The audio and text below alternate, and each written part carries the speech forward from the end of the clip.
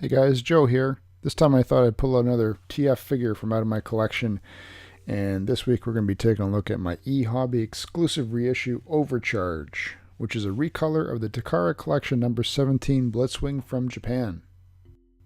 Now, as you can see here, the packaging for this eHobby release is a standard G1 style generic box with Overcharge's collector card art visible from the front, and the standard G1 artwork on the back of the box as well. You can see here eHobby labeling with number 72. 72 was chosen just because it was an arbitrary number, and I believe it was one of the numbers not previously taken from another figure. You can see that it is 3 collector's edition points, which I believe for the eHobby figures meant absolutely nothing.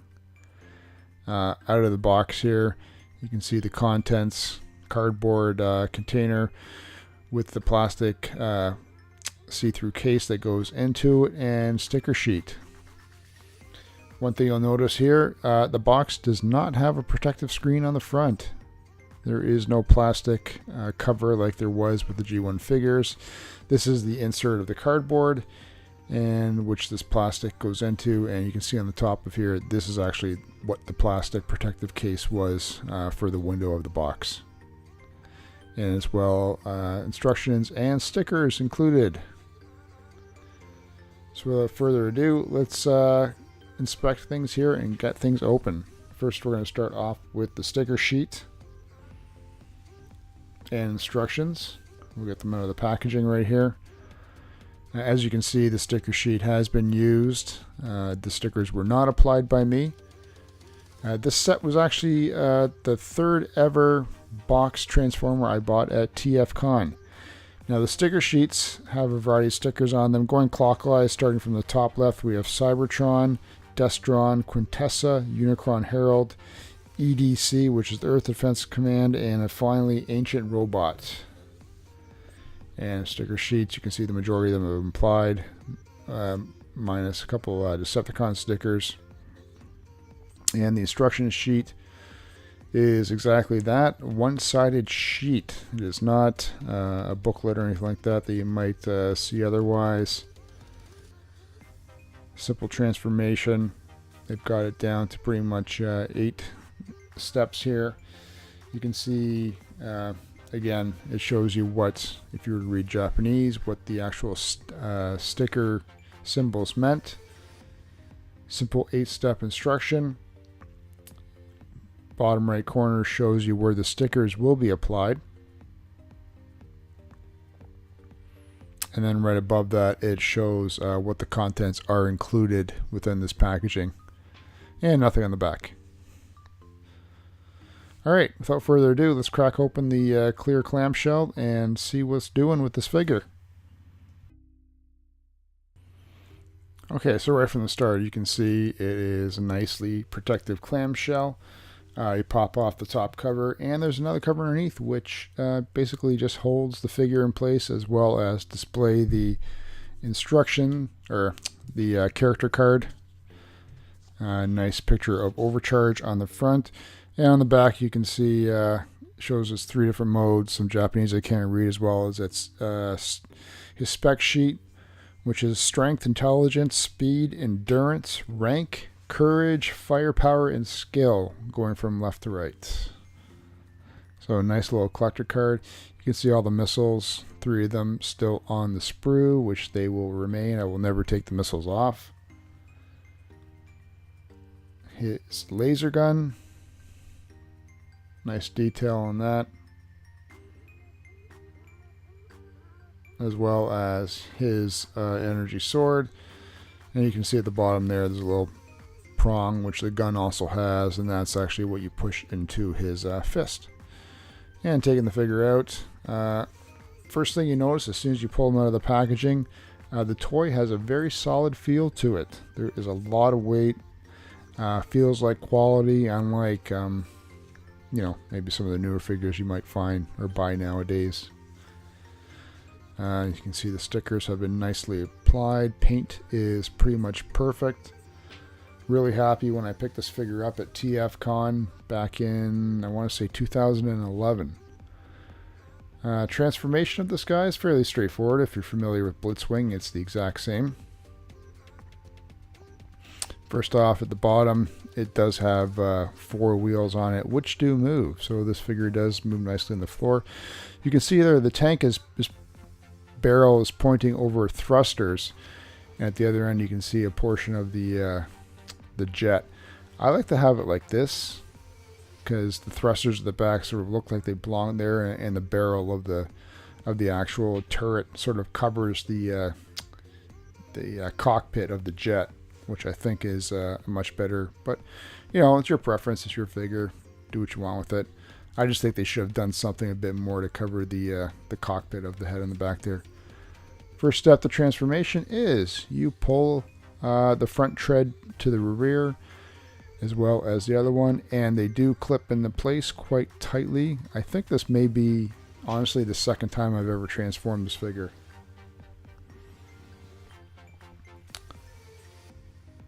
You can focus in there. I don't know if you may be able to see it, but it says Takara, and there is a date stamp in there. I believe it says 89. Next step is we're going to push the turret of the gun or the tank all the way to the back and flip out the canopy cockpit of the jet. And like I said, this figure is really tight, so it's some things I may not be able to do. Fairly straightforward transformation. The next thing is there's actually the rudders that are supposed to flip out. And those are metal as well, but I don't have any nails right now, so it's hard to sort of get to it. I'm not going to try and force it. So for the time being, I'm just going to leave those in. You'll pull down the front metal wheel for the plane, and the rear wheels are actually these little molded pieces on the top of the tank turret. So a little shame that you couldn't have pop-out wheels. Push in the turret barrel like that, and tuck it a bit underneath. Well, you don't have to tuck it underneath. I think it looks a little bit better. And you'll see also these missiles, were they not stuck to the sprue, you could stick them in there, and there is a firing mechanism. And you'll see that little button go inside that would cause the missiles to shoot out. A lot of the KOs actually don't have that feature, so it's nice to have it on this legitimate one. You'll see with the turret it's not as balanced nicely, but you know, with it all the way back, you can see the barrel of it. So I kind of, it's a, you know, mixed barrel of what you like or prefer. All right, so to transform with the robot mode, we're going to just put the wheel up, tuck the head back in where it belongs, and there is the robot's head. Next, we're going to rotate the turret down and push it up, because the barrel of it will be sticking above and be behind his head.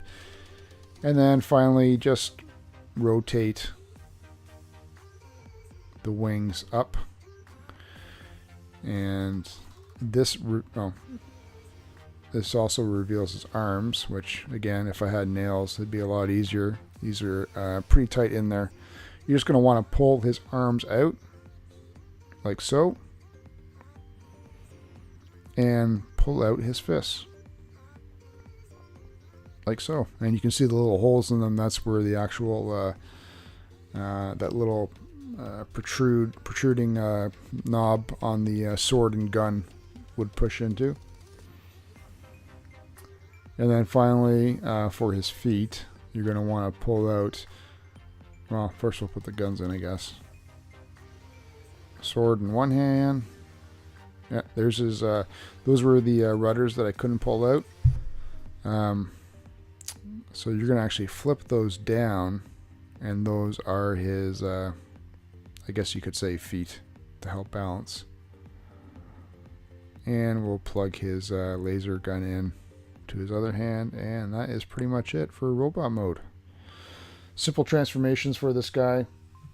One thing, like I mentioned before, with the transformation of him, I didn't notice anything inherently loose or any sort of lack of quality to this figure. It is a nice solid piece. I think does well in all three modes. It's hard to find a triple changer that really displays well.